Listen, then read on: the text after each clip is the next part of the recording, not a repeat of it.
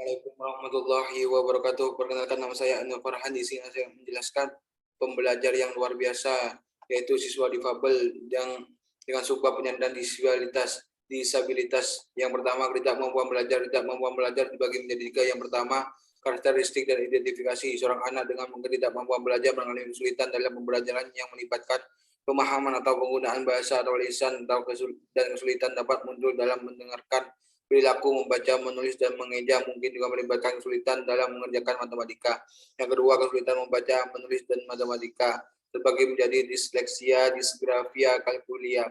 Yang ketiga, penyebab dan strategi intervensi. Ketidakmampuan belajar cenderung terjadi dalam keluarga yang salah satu orang tuanya sangat berpengaruh meskipun genetik spesifik dan tidak kemampuan belajar adalah tidak diketahui. Yang ketiga, kelainan kurang perhatian dan hiperaktif terbagi menjadi tiga. Yang pertama, karakteristik ADHD adalah tidak mampu di mana anak-anak secara konsisten menunjukkan satu atau lebih karakteristik selama periode waktu seperti ini: kurangnya perhatian, hiperaktif, dan impulsif. Yang kedua, diagnosis dan status perkembangan. Jumlah anak yang diagnosis dirawat karena ADHD adalah meningkat secara substansial.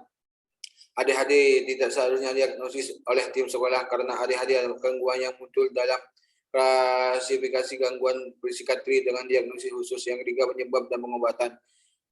Penyebab mewarisi dari orang tua: kerusakan otak selama perkembangan prenatal, perokok, dan paparan alkohol selama perkembangan prenatal, dan berat badan pada saat lahir. Pengobatan obat stimulan dan perawatan manajemen perilaku. Yang ketiga, keterbelakangan mental. Keterbelakangan mental terbagi menjadi dua. Yang pertama, klarifikasi keterbelakangan mental berdasarkan IQ. Yang kedua, klarifikasi keterbelakangan mental berdasarkan tingkat dukungan.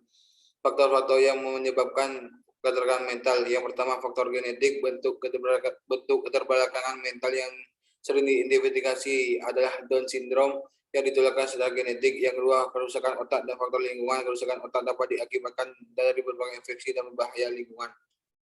Yang keempat, gangguan fisik. Gangguan fisik terbagi menjadi dua. Yang pertama, gangguan ortopedi. Anak dengan gangguan ortopedi menderita gerakan terbatas atau kurangnya kontrol dari gerakan karena masalah otot, tulang, atau sendi. Yang kedua, gangguan kejang. Gangguan kejang paling umum adalah epilepsi atau ayan.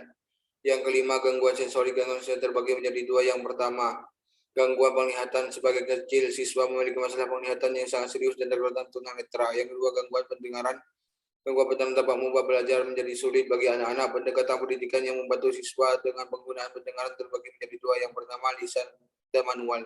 Sekian dari saya. Wassalamualaikum warahmatullahi wabarakatuh. Thank you.